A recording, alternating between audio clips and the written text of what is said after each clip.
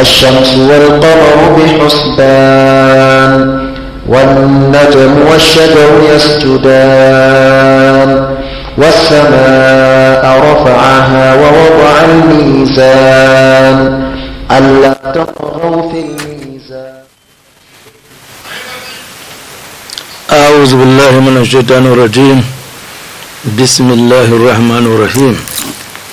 الصلاة والسلام على أشرف المرسلين سيدنا مولانا محمد وعلى آله وصحبه ومن تبعهم بإحسان إلى يوم الدين. رب اشرح لي صدري ويسر لي أمري واحلل عقدة من لساني يفقهوا قولي. اللهم لا سهل إلا ما جعلته سهلا وأنت تجعل الحزن إذا شئت سهلا فعلمنا ما جهلنا وذكرنا ما نسينا وزدنا علما. ثم أما بعد السلام عليكم ورحمة الله وبركاته. Nous rendons grâce à Allah subhanahu wa ta'ala, le clément, le tout miséricordieux, l'omniprésent, l'omniscient, l'omnipotent, l'infiniment transcendant, l'infiniment grand, qui nous a permis de nous retrouver autour de sa parole et autour de la parole de son prophète. Paix et bénédiction d'Allah soit sur lui. Par la même grâce, nous sommes aujourd'hui au 3e jour du mois Zul-Qa'da de cette année 1441. Ainsi, nous nous enfonçons à l'intérieur des 10 premiers jours de Zul-Hajj. Les 10 premiers jours constituent un symbole, car ils sont les meilleurs jours qu'ils soient. Allah subhanahu wa ta'ala les a considérés comme la meilleure période de l'année. D'après Ibn Abbas radiyallahu anhu, le prophète sallallahu alayhi wa sallam a dit: il n'y a pas de jour où les œuvres pieuses sont les plus aimés d'Allah subhanahu wa ta'ala que ces 10 jours-là, c'est-à-dire les 10 premiers jours du mois Zul-Hajj. Les compagnons, curieux toujours bien sûr et soucieux, non seulement de savoir de quelle période il s'agit, mais de quel amour Allah subhanahu wa ta'ala porte pour ces 10 jours, car leur souci c'est de faire en sorte que toute leur vie ils se conforment au commandement d'Allah subhanahu wa ta'ala dans la recherche de ce qui les rapprochera de leur créateur, c'est-à-dire afin de mériter le paradis, car ils ont multiplié déjà derrière eux ce monde par un petit zéro. C'est ainsi qu'ils se sont inquiétés de savoir, ya Rasulallah, et comment se fait-il que c'est les périodes les plus aimées d'Allah subhanahu wa ta'ala, alors que nous avons des périodes de jihad où les gens perdent leur vie, etc., etc. Et le prophète sallallahu alayhi wa sallam a de leur dire, y compris le jihad, sauf évidemment cette personne qui aurait misé toute sa fortune, tous ses biens, et y compris son âme, qui est engagée dans le combat et qui a perdu la vie et qui a tout perdu. C'est celui-là qui pourrait éventuellement être comparé en matière d'œuvre que ces œuvres accomplies au cours de ces 10 premiers jours du mois de Zul-Hajj.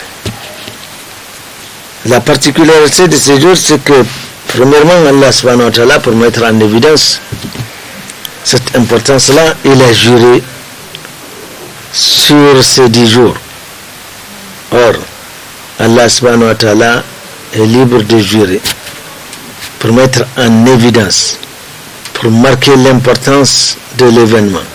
En effet, nous retrouvons cela dans Surat Al-Fajr où Allah subhanahu wa ta'ala ba'd a'udhu billahi minash shaitanir rajim bismillahir rahmanir rahim wal fajr wa layalin ashr.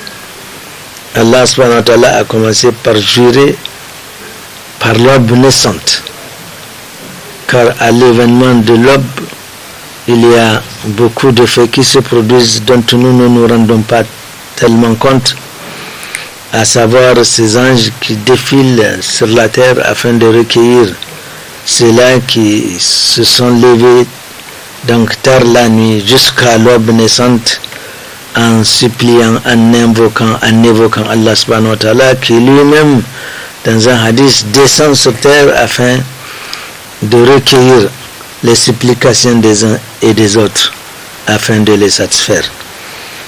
Voilà, et Allah également a annexé à ce jour de l'aube naissante le jour de ces 10 jours.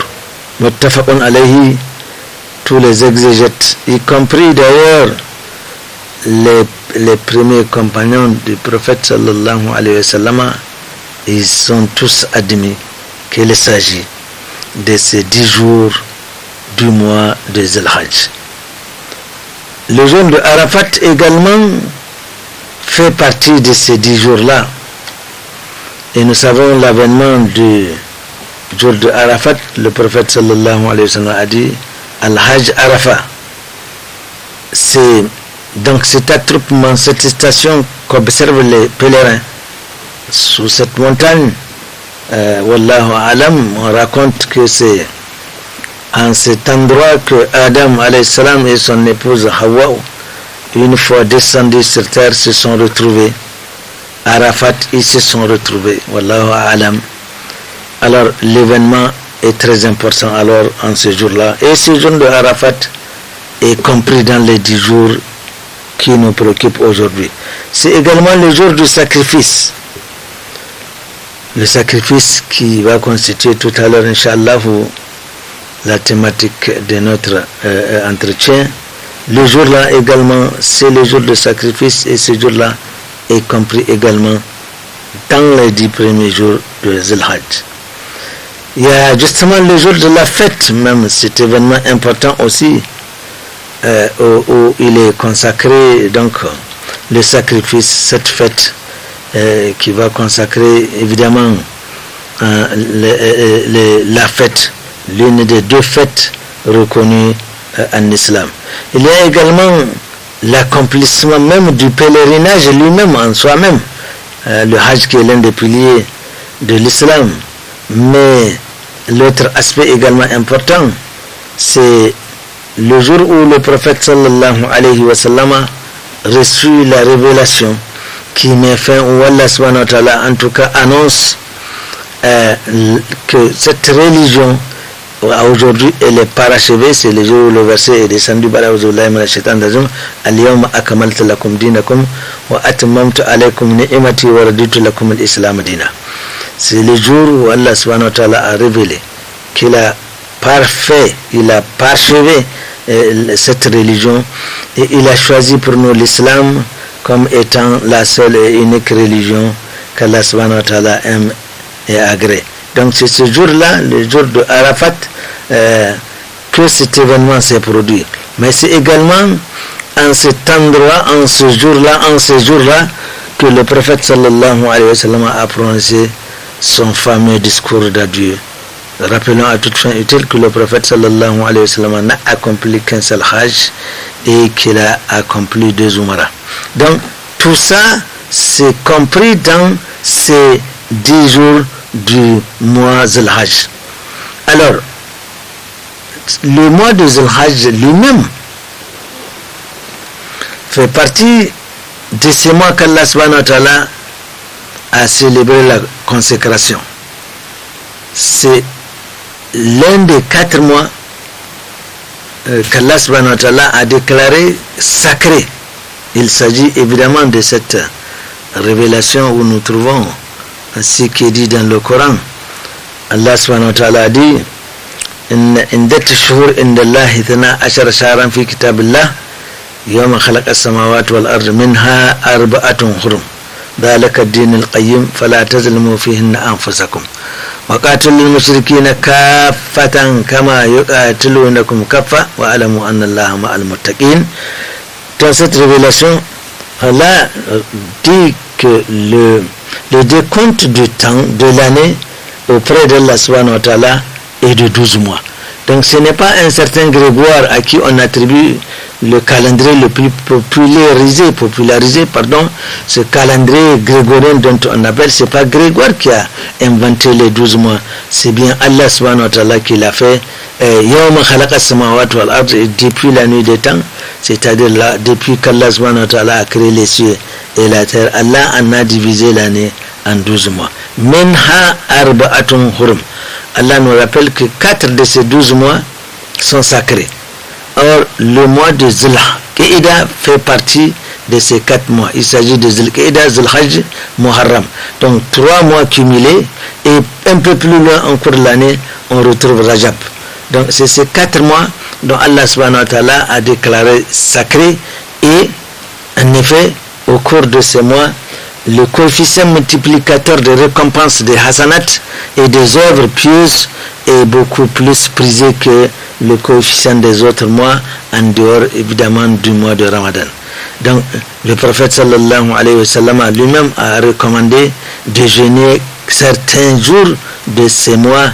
On rapporte qu'il jeûnait alors souvent, il peut lui arriver de jeûner tout un mois complet, mais qu'il annexe maintenant à Ramadan, afin de, donc Ramadan, Shawwal et Zulqa'ida et Zulhajj, cette pratique que nous avions trouvé nos parents, cumuler les 3 mois, dont elle n'a pas de source fiable. Il n'a pas été rapporté que le prophète sallallahu alayhi wa sallam a passé 3 mois en jeûne, mais il est arrivé, d'après un hadith de Aïcha radhiyallahu anha, que le prophète sallallahu alayhi wa sallam a l'habitude de jeûner et tout Shawwal, n'est-ce pas, au complet. Mais bref, donc nous voyons que le mois même Zulqa'ida fait partie de ces 4 mois. Alors, quelles recommandations peut-on faire au cours de ces 10 jours, n'est-ce pas? Et le jeûne des 9 jours est une activité très prisée pour ceux qui évidemment le peuvent. À toute fin utile, et en termes de rappel, nous ne sommes venus en ce bas monde-là uniquement que pour adorer Allah subhanahu wa ta'ala, et c'est à travers cette adoration que nous moissonnons beaucoup de hasanat que nous envoyons dans l'au-delà. C'est au cours de cette vie d'ici-bas que nous envoyons des comment on appelle ça, nous envoyons des mandats, nous envoyons des transferts, n'est-ce pas, de nos biens ici-bas, n'est-ce pas, dans l'au-delà, afin que nous puissions, le jour de la résurrection, nous retrouver en présence de beaucoup de hasanat, ce qui nous garantirait l'accès au paradis, qu'Allah fasse que nous soyons de cela. Alors, jeûnons, si c'est possible, les 9 jours, n'est-ce pas, car le 10e jour, c'est le jour de la fête, et en islam, il n'est pas permis de jeûner le jour de la fête. Donc, le jeûne peut être une activité recommandée au cours de ces 9 jours, n'est-ce pas, du mois de Zulhajj. Alors, si on n'est pas parvenu à jeûner tous les jours, le moins qu'on puisse faire, quelqu'un qui a le souci vraiment de sauver sa peau des affres de l'enfer dans l'au-delà, le moindre qu'il puisse faire, c'est de jeûner le jour de Arafat.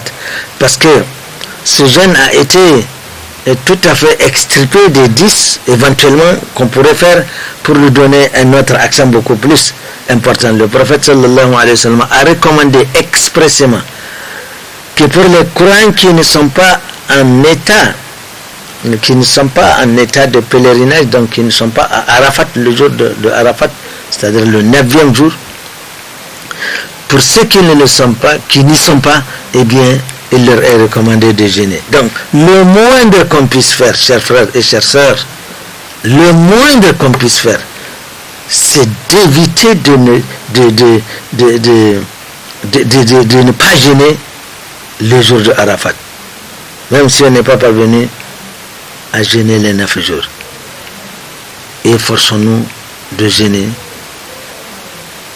le jour de Arafat.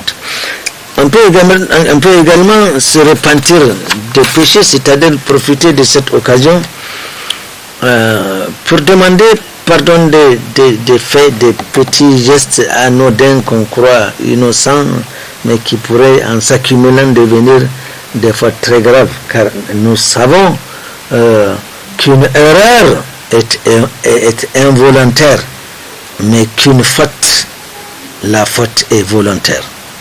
C'est la nuance qu'il faut faire. Une erreur est involontaire, mais la faute, elle est expressément commise. C'est en connaissance de cause qu'on commet une faute.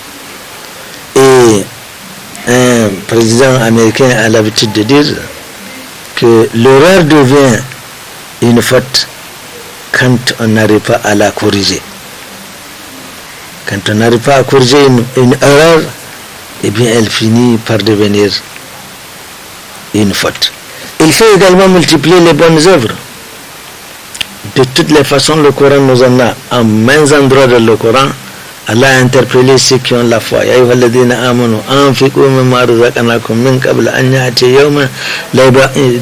versets de cette thématique, il y en a beaucoup qui incitent à faire du bien.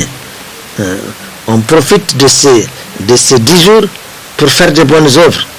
Or, les bonnes œuvres peuvent se situer dans le chapitre des actes cultuels, mais également des actes sociaux, c'est-à-dire vraiment se rendre auprès des malades, visiter les parents et aider ceux qui sont dans le besoin, et il y en a partout. Et multiplier également là aussi les prières surrogatoires ainsi que les aumônes, c'est-à-dire concevoir un petit programme pour ces 10 jours afin de profiter au maximum dans les invocations, dans les évocations et dans les prières. Il y a également, pour ceux qui ont accès à la lecture du Coran, je vais un peu m'attarder là-dessus, le Coran, la lecture du Coran offre beaucoup de hasanat. Une lettre que vous lisez du Coran, eh bien, Allah, dans sa générosité infinie, vous multiplie 7 lettres que vous lisez par le coefficient 10. Alors, ça c'est en termes général. Mais pendant ces 10 jours, où nous avons dit que le coefficient quantificateur est plus important, wallahu alam. Donc, pour ceux qui ont accès à la lecture du Coran, ils doivent concevoir un programme. Peut-être même se dire pendant les 10 jours, je vais essayer de terminer le Coran. Cela est possible. Les courageux feront beaucoup plus. Mais la lecture du Coran également pendant ce temps, ma foi, offre beaucoup de hasanat. Faire le zikr, les invocations, les évocations. Pensez également, si c'est possible, avoir le courage d'aller réconcilier des gens qui sont en mésintelligence. Avoir ce courage. C'est-à-dire, c'est des journées que tout ce que nous accomplissons comme acte est le plus aimé d'Allah subhanahu wa ta'ala pendant cette période-là, par rapport aux autres périodes.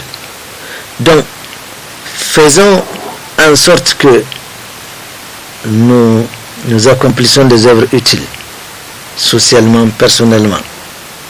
Il faut également faire des invocations à l'endroit de ses parents, qu'ils soient vivants ou morts, mais également il faut faire des douats pour notre pays afin que nous continuions, par la grâce d'Allah subhanahu wa ta'ala, à vivre en paix, et également prier pour la Ummah. Prier pour notre pays et pour la Ummah afin qu'Allah subhanahu wa ta'ala booste la COVID-19 sur l'espace de la terre. Mais nous devons à cet effet également éviter des comportements condamnables et condamnés, du genre médisance par exemple. Parce qu'aujourd'hui, à travers les réseaux sociaux, nous avons, comment dirais-je, façonné nos comportements au point où la médisance, ça ne dit rien à personne. On croit qu'on est libre de mentir, donc évitez le mensonge. On croit qu'on est libre de calomnier, évitons donc toute calomnie. On s'imagine qu'on est permis de diffamer, alors évitons la diffamation. Bref, gardons-nous et efforçons-nous de ne pas commettre et efforçons-nous de faire en sorte que notre comportement soit un comportement qui frise avec la décence, avec ce que Allah subhanahu wa ta'ala aime et agrée, afin que nous puissions bénéficier de tous les biens qui sont contenus dans cette tranche de 10 jours. Alors, comme nous le disons, nous allons évoquer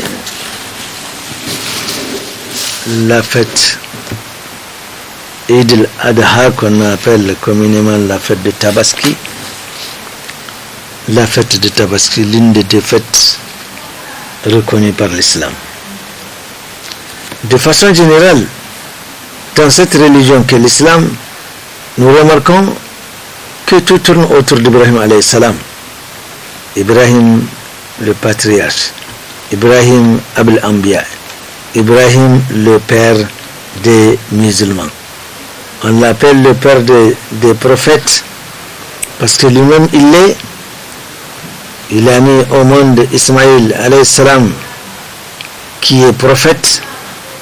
Il a également mis au monde Ishaq qui est également prophète, et Ishaq a mis au monde Youssouf qui également est prophète. Donc nous voyons que Ibrahim alayhi salam, celui-là dont Allah subhanahu wa ta'ala a appelé son Khalil, c'est-à-dire son ami, et Allah subhanahu wa ta'ala dit وَاتَّخَذَ اللَّهُ إِبْرَاهِيمَ خَلِيلًا. Mais Ibrahim également est considéré comme toute une umma, car en effet nous lisons cette cardinale vérité dans le Coran où Allah subhanahu wa ta'ala fait l'éloge d'Ibrahim alayhi salam. إن إبراهيم كان أمة قانتا لله حنيفا ولم يكن من المشركين.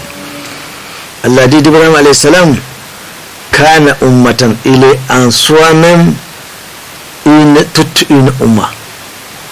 Il est considéré comme une umma qanitan lillahi hanifan, et il constitue le modèle, l'exemple de dévouement complet à Allah subhanahu wa ta'ala. Walam yakun min al-mushrikin.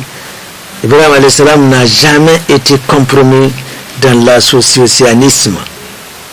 Bien des versets évoquant Ibrahim alayhi salam sont terminés par wa ma kana min al-mushrikin shakiran li an'amihi ishtabahu. Ibrahim alayhi salam a toujours rendu grâce par rapport au bienfait qu'Allah subhanahu wa ta'ala lui a accordé. Ishtabahu, Allah l'a élu, wa hadahu, il l'a dirigé ila siratal mustaqim, vers le boulevard droit qui ramène au paradis. Qu'Allah fasse que ce soit, que c'est dans ce boulevard là que nous nous trouvons. Wa ataynahu fi dunya hasanatan, Allah subhanahu wa ta'ala l'a comblé des bienfaits de ce bas monde, et wa innahu fil akhirati, et dans l'au-delà, min al-muhsinin, min as-salihin. Ibrahim alayhi salam évidemment sera parmi ceux qui seront classés parmi ceux qui ont bien fait, c'est les bienfaisants.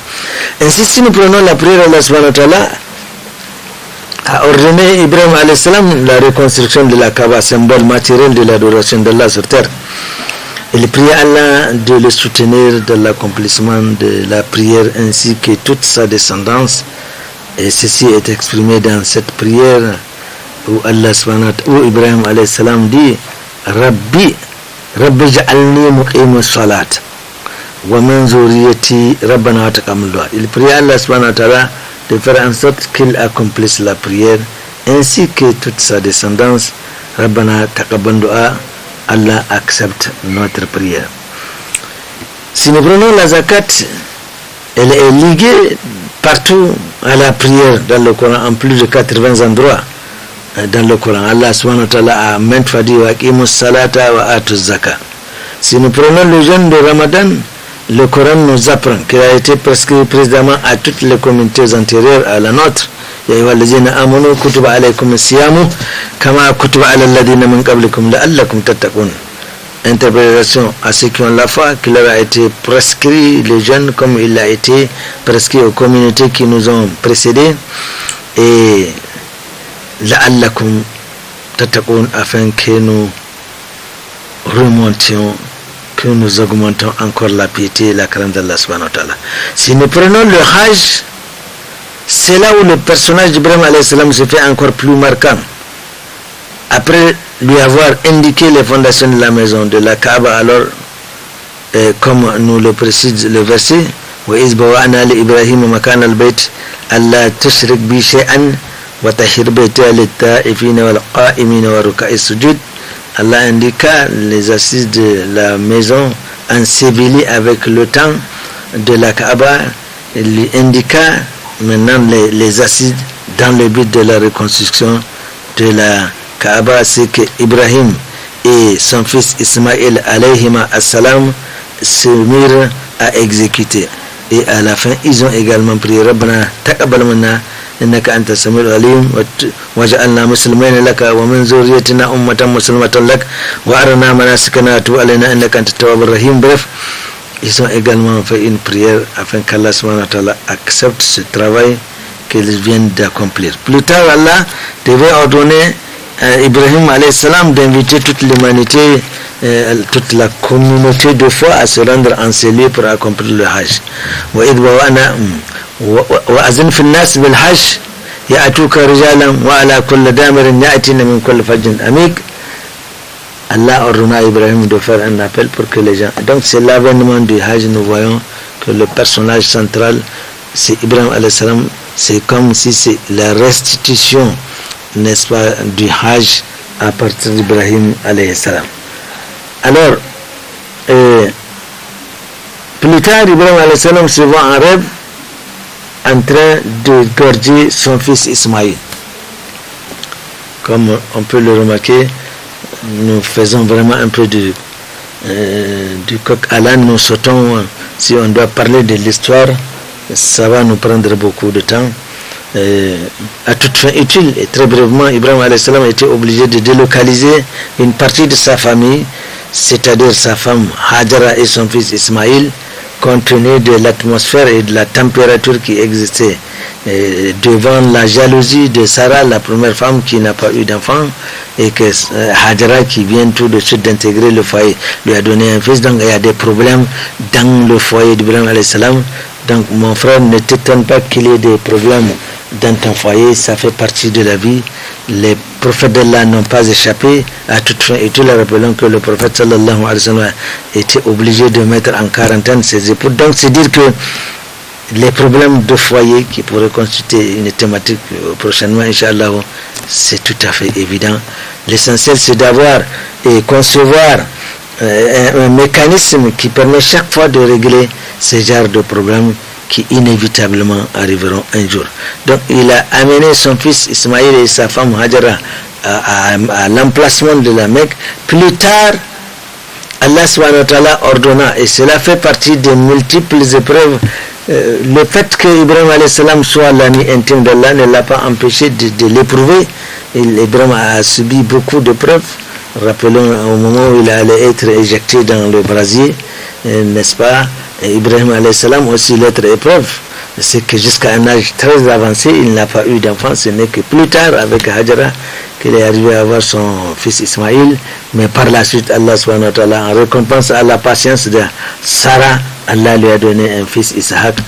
Alors, Allah ordonna à Ibrahim alayhi salam, enfin, Allah fait faire une vision à Ibrahim alayhi salam, vision dans laquelle il est en train d'égorger son fils Ismaïl. Or, les visions des prophètes sont sujets à réalisation. Quand un prophète rêve, c'est pas comme si je rêve ou tu rêves. Non, un rêve, il est prémonitoire. Pour les prophètes, c'est un message également. C'est une vérité. C'est pas comme moi qui pourrais rêver parce que j'ai un problème qui me préoccupe, ou toi, tu as un autre problème à régler, etc., etc. Non, les rêves des prophètes sont réalité. Ainsi, Ibrahim alayhi salam consulta son fils et ce somptueux passage nous a été réservé dans le Coran où on voit Ibrahim alayhi salam en train de d'abord marcher avec son fils. Il le tient par le bras et le Coran nous a donc montré cette belle vidéo où Allah subhanahu wa ta'ala nous dit falamma balaga ma'ahu as-sa'ya qala ya bunayya inni ara fil manami anni azbahuka fanzur madha tara. Falamma balaga ma'ahu as-sa'ya, lorsque Ismaïl alayhi salam a atteint l'âge de marcher à côté de son père Ibrahim alayhi salam, son père lui dit ya bunayya, oh mon fils, inni ara fil manami, j'ai vu en vision, fil manami, j'ai vu en vision inni adwahuka, dans le rêve j'étais en train de t'égorger. Il fait donne cette information à Ismaïl alayhi salam. Quel est ton avis? Que penses-tu de cette vision? Nous sommes en présence de deux prophètes d'Allah subhanahu wa ta'ala. Ismaïl alayhi salam a tout de suite saisi le message. Il sait que si son père rêve ainsi, c'est que c'est un message déguisé à travers ce rêve-là, mais c'est une demande également d'Allah subhanahu wa ta'ala. Tout ça, ça fait partie des épreuves qu'Allah veut mettre Ibrahim alayhi salam. Alors qu'est-ce que le fils dit? Qala ya abati if'al ma tu'mar. Ismaïl alayhi salam dit à son père, fais, accomplis ce qui t'a été demandé. Satajidni insha'Allahu min as-sabirin. Tu me trouveras patient, Inch'Allah. Donc nous voyons que le fils ici, Ismaïl alayhi salam, est d'accord qu'il se fasse égorger suite à cette vision. Et Ibrahim alayhi salam se réjouit de cette déclaration de son fils. Alors, falamma aslama wa tallahu lil jabin. Donc c'est ainsi, ils sont tous résignés. Ils se sont tous mis d'accord, lui de l'égorger et lui d'être accepté, d'être égorgé, et il le mit par terre. Et au moment où il s'apprêtait à poser son couteau sur le cou de son fils Ismaïl, وَنَادَيْنَاهُ أَنْيَا Ibrahim. Et du ciel, Allah subhanahu wa ta'ala interpella Ibrahim. Ya Ibrahim, قَدْ صَدَّقَتَ الرُّؤْيَا. Tu as certainement rendu véridique cette vision. En fait, Allah veut éprouver Ibrahim alayhi salam. Comme Ibrahim est toujours sorti des épreuves par la grâce d'Allah subhanahu wa ta'ala, et je dirais vainqueur, mais il a réussi. Rappelons, lorsqu'il allait être jeté dans le brasier, Allah subhanahu wa ta'ala envoie l'ange Gabriel alayhi salam pour le soutenir au moment, parce que le brasier était tellement important qu'on ne peut pas s'aventurer et jeter Ibrahim comme ça. Il a fallu qu'on conçoive une catapulte qui va éjecter Ibrahim. Et lorsqu'il s'est trouvé en plein air, l'archange Gabriel alayhi salam l'interpella et lui dit: je suis l'archange Gabriel, je viens de la part de ton Seigneur, il m'a demandé de te secourir. Il dit: de ton secours, je n'ai pas besoin. Hasbi Allah wa ni'mal wakil. Le fait que mon Seigneur sache dans quelle situation je me trouve, hasbi, ça me suffit. Regardez un degré de foi. On vient vous aider alors que vous vous enfoncez pour aller dans un brasier. Non, vous retournez à Allah subhanahu wa ta'ala. Mais c'est cette taqwa qui nous manque. nous avons des doutes, nous ne sommes pas fermement engagés dans la foi. Subhanallah. Allah a dit c'est Allah qui donne cette garantie. Donc Ibrahim alayhi salam était prêt à égorger son fils Ismaïl. Allah l'interpella et il lui dit, tu as certainement rendu vrai cette vision. Kazalika najzil muhsinin, c'est ainsi que nous récompensons les bienfaisants. Inna hadha lahuwa al-bala'ul mubin. Oh Ibrahim, ceci est une épreuve importante. Allah a éprouvé Ibrahim alayhi salam, le seul fils qu'il avait avant donc l'avènement de Isaac, parce qu'on rapporte wallahu alam entre Ismaël et Isaac il y a 12 ans, wallahu alam. Allah dit ça, c'est une véritable épreuve.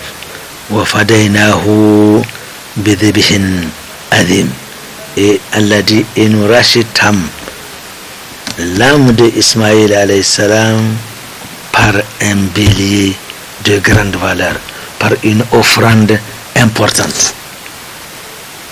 C'est ça l'événement alors de la Tabaski. Dès lors, Ibrahim alayhi salam introduit le sacrifice en reconnaissance à Allah subhanahu wa ta'ala devant sa grâce dans les rites que les musulmans doivent observer. C'est le commencement de la fête de Tabaski, et nous voyons Ibrahim alayhi salam dans quelle situation il a égorgé. On lui a présenté c'est contre la vie de son fils Ismaïl alayhi salam, et il est prêt à égorger son fils, ne serait-ce l'intervention. Mais tout ça, Allah subhanahu wa ta'ala savait que les choses allaient se passer conformément à ce que Allah subhanahu wa ta'ala a déjà programmé. Donc voilà le début de l'avènement de la fête. Ibrahim alayhi salam, dans une prière qu'il a adressée à son Seigneur d'inspiration divine, consacra, donc cette prière consacra l'avènement du prophète Mohammed sallallahu alayhi wa sallam. C'est-à-dire parmi les prières qu'Ibrahim alayhi salam a adressées à Allah subhanahu wa ta'ala, il y a cette prière: Rabbana wa ba'ath fihim rasulan minhum yatalu alayhim ayatika wa yu'allimuhum al-kitaba wal hikmata wa yuzakkihim innaka antal azizul hakim. Ibrahim alayhi salam pria Allah subhanahu wa ta'ala d'envoyer un messager parmi les descendants de son fils Ismaïl alayhi salam, yataluhum ayatika, et ce messager leur lira tes versets, mais également il leur apprendra la sagesse, il leur apprendra le livre et la hikma, il va les purifier, parce qu'au moment où l'avènement du prophète Mohammed sallallahu alayhi wa sallam, à l'intérieur de la Kaaba, il y a plus de 360 idoles qui sont à l'intérieur. Innaka antal aziz al-hakim, tu es puissant et tu es sage. Donc voilà la prière qu'Ibrahim alayhi salam a adressée à Allah subhanahu wa ta'ala, qui doit consacrer l'avènement du prophète Mohammed sallallahu alayhi wa sallam. Et ce n'est que 2000 ans après, wallahu a'lam, si nous citons aujourd'hui l'avènement d'Ibrahim alayhi salam à plus de 4000 ans, l'avènement du prophète date donc à peu près de 1400 ans, donc nous pourrons peut-être dire la prière a d'abord duré 3000 ans avant l'avènement du prophète sallallahu alayhi wa sallam. Nous pouvons apercevoir en filigrane, on demande un prophète qui va descendre qui sera issu de la descendance d'Ismaïl, qui va lire les livres, qui va apprendre la hikma. Nous voyons en filigrane, n'est-ce pas, à travers ce verset, la sainte silhouette du prophète Mohammed sallallahu alayhi wa sallam et les supports de sa mission, à savoir le livre d'Allah. Et à propos de la hikma, donc la sagesse, c'est bien la traduction de la sunna du prophète Mohammed sallallahu alayhi wa sallam. Allah accepta la prière d'Ibrahim dans sa globalité, vérité confirmée par la prophétie et l'envoi du prophète sallallahu alayhi wa sallam. Le Coran nous dit: وَلَقَدْ مَنَّ اللَّهُ عَلَى الْمُؤْمِنِينَ إِذْ بَعَثَ فِيهِمْ رَسُولًا مِنْهُمْ min anfusihim yatlu alaihim ayatihi wa yuzakkihim wa yuallimuhum alkitaba wal hikmata wa in kanu min qabl fi dalalin mubin. Ces versets consacrent l'avènement du prophète Mohammed sallallahu alayhi wa sallam, qui est venu avec un livre. Il a appris la sagesse, il a purifié les Mécois qui étaient en pleine déliquescence. Ils étaient dans un égarement profond, où il n'y a pas de Dieu dans leur croyance. Ils adorent les idoles, même qu'ils pensent, qu'ils croient qu'il existe un créateur, Allah subhanahu wa ta'ala, mais ce n'est pas l'objet de leur préoccupation. Donc le prophète est venu, sallallahu alayhi wa sallam, leur apprendre tout ça et les purifier de ces saletés-là. Puis, Allah révéla au prophète Mohammed sallallahu alayhi wa sallam de suivre la direction, la religion, l'exemple d'Ibrahim le Hanifi, c'est-à-dire le totalement dévoué à Allah subhanahu wa ta'ala dans son adoration. En effet, Allah subhanahu wa ta'ala révéla au prophète summa awhayna ilayka an ittabi millata Ibrahim hanifan wa ma kana minal mushrikin. Allah ordonna à son prophète de suivre la voie, la milla d'Ibrahim alayhi salam, c'est-à-dire l'islam. Sur les traces d'Ibrahim alayhi salam, le prophète sallallahu alayhi wa sallam et sa communauté doivent également non seulement accomplir le hajj comme il leur a été ordonné, wa atimul hajja wal umrata lillah, mais également et ils doivent évidemment observer le sacrifice d'Ibrahim alayhi salam le 10e jour de Zul Hajj. Ibrahim alayhi salam l'a initié le prophète sallallahu alayhi wa sallam dans cette continuation de cette milla, de cette direction, qu'Allah subhanahu wa ta'ala a demandé au prophète de suivre la voie qu'Ibrahim alayhi salam a suivi en signe d'adoration, en signe d'acte. Dans la communauté du prophète sallallahu alayhi wa sallam, elle aussi doit, n'est-ce pas, accomplir cette fête de Tabaski, ce sacrifice-là. Car Allah subhanahu wa ta'ala dit fasalli li rabbika wanhar. Accomplir la prière et sacrifie, ici allusion à ce sacrifice, à cette offrande-là. Ainsi le prophète sallallahu alayhi wa sallam ordonna à sa umma le sacrifice du 10e jour de Zul Hajj. Les compagnons demandèrent au prophète les tenants et les aboutissants de ces sacrifices-là. Le prophète sallallahu alayhi wa sallam a de leur répondre ma amala ibn adam yawm al-nahri amalan ahabba ila Allah min iraqati damin. Le 10e jour de Zul Hajj, le prophète sallallahu alayhi wa sallam, que l'acte qu'on puisse poser et qui a le plus de mérite ce jour-là, c'est le sacrifice, c'est-à-dire le sacrifice du mouton. Wa innaha ta'ati yawm al-qiyamati biqaruniha wa adlafiha wa ash'ariha. La bête que j'égorge, que tu égorges, que nous égorgeons, ces bêtes-là, le jour du jugement dernier, autant de bêtes que tu as égorgées, eh bien ces bêtes-là seront reconstituées. Et chaque bête, donc une fois reconstituée, on peut s'imaginer que c'est la bête complète, avec ses cornes, ses cheveux, ses sabots, etc., etc. Le prophète sallallahu alayhi wa sallam a ajouté aussi sunnat abikum Ibrahim. C'est une sunna. Tout cela en réponse à la question des compagnons. C'est quoi ce sacrifice auquel tu nous invites? Il dit sunnat abikum Ibrahim.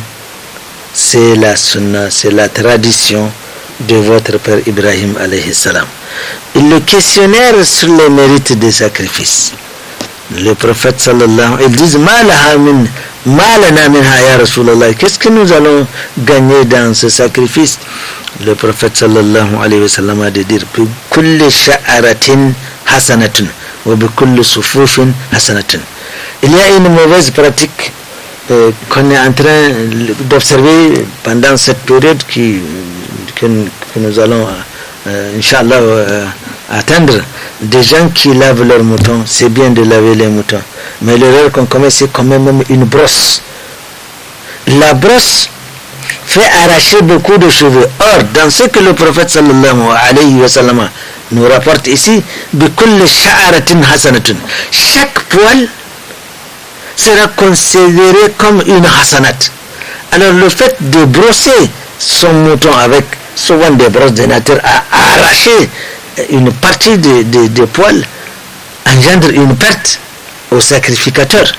Donc c'est bien de laver le mouton, mais n'utilisez pas la brosse pour diminuer votre hasanat. Laissez-le avec ses poils, et parce que chaque poil et chaque laine qu'il y a, elle sera considérée comme une hasanat. Le but essentiel du sacrifice, c'est de satisfaire Allah subhanahu wa ta'ala à travers un culte pur et sincère qui englobe tout le sens de la vie d'un croyant. Car Allah nous a appris قل إن صلاتي ونسكي ومحياي ومماتي لله رب العالمين. Dis toutes mes prières que j'ai accomplies, Wanuski, et tous les sacrifices que j'ai fait, ma vie comme ma mort, lillahi rabbil alamin, je l'ai dit à Allah subhanahu wa ta'ala rabbil alamin, la sharika lah, wa bidhalika umirtu wa ana awwalul muslimin. Également, le but c'est de suivre l'exemple d'Ibrahim alayhi salam, ce grand prophète, ce patriarche considéré comme le personnage éminent et central du monothéisme. Nous avons vu Ibrahim kana ummatan qanitan lillahi. Également de rendre hommage à Allah subhanahu wa ta'ala qui a soumis ses animaux à nos besoins. Il y a un procès que chaque année, ceux qui n'ont pas compris le sens du sacrifice, mais également ceux qui veulent faire un procès à l'islam ou aux musulmans de façon générale en les accusant d'un carnage pendant ces périodes-là. Je me rappelle une actrice qui lutte pour la cause des animaux, qui condamne le sacrifice, et elle n'est pas seule. Beaucoup de ceux qui n'ont pas compris dans un premier temps, et même ceux qui ont quelques canines contre l'islam, estiment que les musulmans sont en train de faire un carnage. Question à propos du carnage. Qui c'est qui a créé les bêtes que les musulmans chaque année utilisent pour le sacrifice? La réponse, c'est Allah subhanahu wa ta'ala. Qui c'est qui a ordonné ce sacrifice-là avec ces bêtes-là? C'est bien Allah subhanahu wa ta'ala. Alors, quel procès peut-on faire aux musulmans? Est-ce qu'il y a-t-il, suite à un carnage, ou suite à ces carnages qui se sont répétés chaque année, est-ce qu'il y a-t-il une année où il n'y a aucun animal à égorger? La question est non. Donc, tout appartient à Allah subhanahu wa ta'ala. Et celui qui a dit d'égorger, et les musulmans ne tiendront pas compte de ces remarques, de ce faux procès qu'on fait en les accusant d'avoir organisé un carnage chaque année. Il y a toujours des bêtes à égorger. Et Allah subhanahu wa ta'ala, le fait même que ces animaux, regardez comment les animaux utilisés dans la consommation, ces animaux qui nous sont autorisés d'être consommés, regardez la façon dont même ces animaux se reproduisent. Une vache, une brebis, enfin tous les femelles de ces animaux, regardez combien de fois ils mettent bas par an.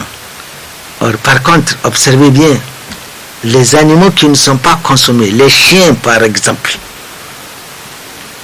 les chiens, comment ces animaux se produisent? La chienne, elle produit comment?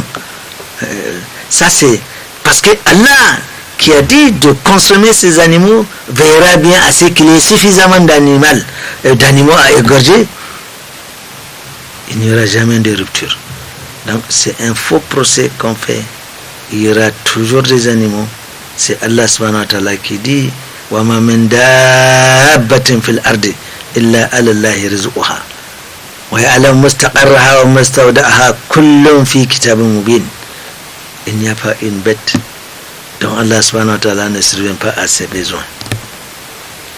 Et s'il y a même une hikmah dans le fait qu'on égorge ces animaux-là, Imaginez qu'on n'égorge pas les animaux, qu'ils ne meurent pas, ou qu'ils ont une durée de vie comme les hommes, 100 ans, 60 ans, 50 ans. Imaginez, mais ils finiront par occuper l'espace. Ils finiront par occuper l'espace. Donc il faut, comme on appelle, dégraisser. Il y a une hikmah dans le fait même qu'on consomme dans ces animaux-là.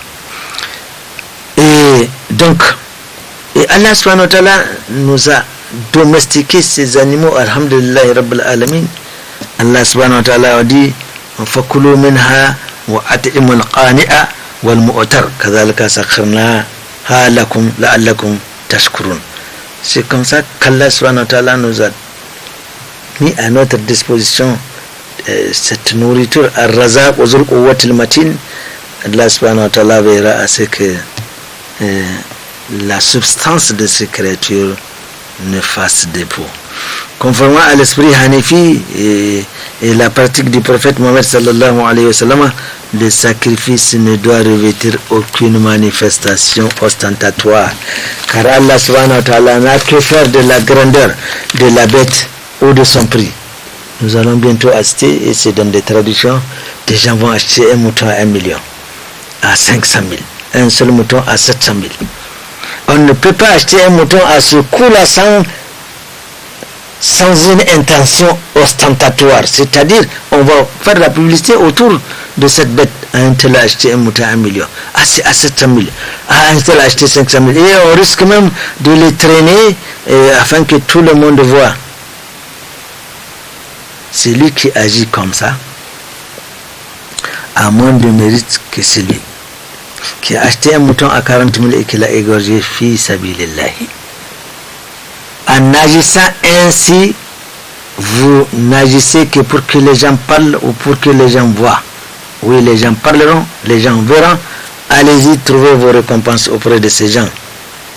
Donc, ce n'est pas le coût qui importe auprès d'Allah subhanahu wa ta'ala, ce n'est pas la grandeur du mouton. Seul sera compté à l'actif du sacrificateur son intention de plaire à Allah subhanahu wa ta'ala, qui a précisé par rapport à cela: lan yanala Allah luhumha wala dima'uha walakin yanaluhu at-taqwa minkum kadhalika sakharna lakum litukabbiru Allah ala ma hadakum wa bashiril muhsinin. Lan yanala Allah luhumha, Allah n'a que faire de la viande, wala dima'uha, Allah n'a que faire du sang. C'est pas ce qui intéresse Allah subhanahu wa ta'ala dans le sacrifice de la adha. Allah n'a que faire de la viande ou de sang, non. Walakin yanaluhu taqwa, ce qui sera compté auprès d'Allah subhanahu wa ta'ala, qui sera enregistré en termes de récompense, at-taqwa, la crainte d'Allah subhanahu wa ta'ala, minkum, parmi vous. Donc on ne fait pas ce sacrifice pour que les gens voient. On ne fait pas ce sacrifice pour faire taire les commémorages des uns et des autres. On ne fait pas ce sacrifice pour satisfaire ses enfants. Bon, ok, ça va, je vais faire le... Il y en a même aujourd'hui, on a constaté qu'il y a des non-musulmans qui, le jour-là, ils coupent et les égorgent un mouton. On ne peut pas parler de sacrifice. Et ils mangent... bon, ils font la fête, ils mangent la viande. Mais le croyant doit le faire uniquement. Son intention, c'est vraiment de satisfaire Allah subhanahu wa ta'ala. Et cela d'ailleurs ressort dans l'acte où l'acte de sacrifice même s'accomplit, où on reconnaît que cette bête, Allah nous a assisté cette bête, Allah m'a permis d'acheter cela et je fais ce sacrifice pour toi, oh Allah, accepte-le de moi. Alors, très rapidement, nous pouvons parler des âges des bêtes. Au mouton, on affecte au moins 1 an environ. Un mouton qui a 1 an, on peut l'égorger. Les caprines, 1 an révolu, à peu près, 1 an révolu. En ce qui concerne les bovins, 2 ans révolus. Quant au chameau, il faut qu'il ait 4 ans révolus. le tas de la bête. Le prophète sallallahu alayhi wa sallam a dit 4 bêtes ne remplissent pas les conditions de sacrifice. Une bête bonne, dont le défaut est visible, une bête manifestement malade, c'est-à-dire on la voit maigrichonne, complètement physiquement, on la voit qu'elle est malade, une bête qui boite, par exemple, n'est-ce pas, ou qui a subi quelques accidents, soit à savoir que son oreille a été coupée ou lors des chocs une corne a été cassée, et toutes ces bêtes-là ne rentrent pas dans le cadre des conditions d'acceptation du sacrifice. La meilleure bête est ce bélier, ayant des taches noires autour des yeux, mais également les bas des pattes sont noirs.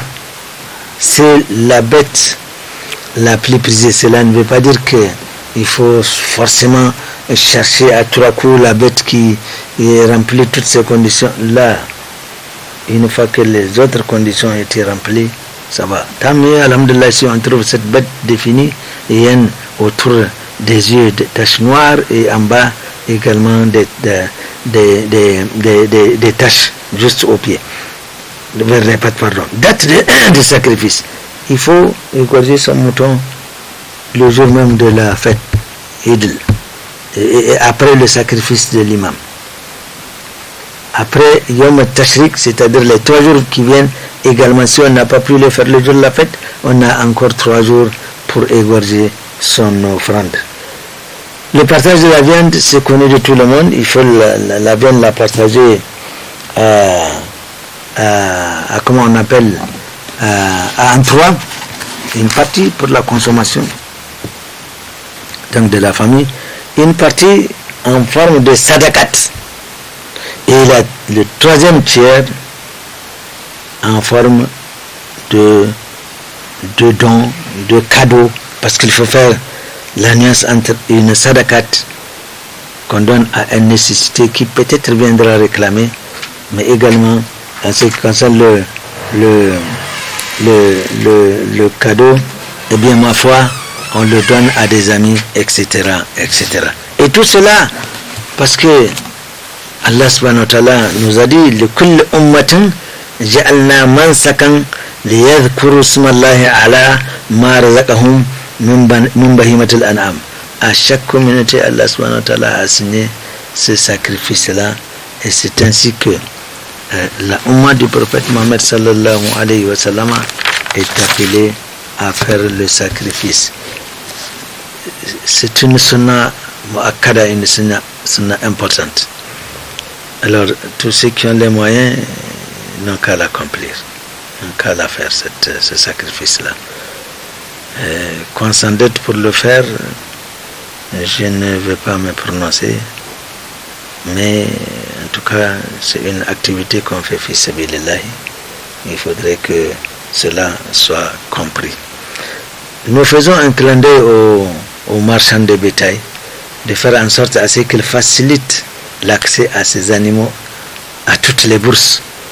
S'il y en a qui peuvent acheter des moutons à 500 000, pensez qu'il y a également des gens qui ont besoin des moutons de 40 000, de 35 000, 60 000, selon la bourse, l'importance de la bourse de chacun. Serait mal vu de profiter, comme c'était le cas pendant les mois de Ramadan, où les gens profitent pour augmenter le prix. Ce n'est pas bon. Ce n'est pas bon et ce n'est pas bon. Qu'Allah subhanahu wa ta'ala fasse que ce que nous avions dit ici puisse servir à ce que, en termes d'avertissement, en termes de rappel, que cela nous en profite, et nous prions Allah subhanahu wa ta'ala de faciliter l'accès de la bête à sacrifier à tout le monde, à tous ceux qui ont cette intention, à tous les pères de famille. Inna Allaha wa malaikatahu yusalluna ala nabi ya ayyuhalladhina amanu sallu alayhi wa sallimu taslima. Il nous est peut-être arrivé de dire des choses par erreur. Nous prions Allah subhanahu wa ta'ala de nous en pardonner et qu'il nous fasse partager ce que nous avons dit, juste qu'il aime et qu'il agrée. Subhanakallahumma bihamdik ashhadu an la ilaha illa anta astaghfiruka wa atubu ilayk.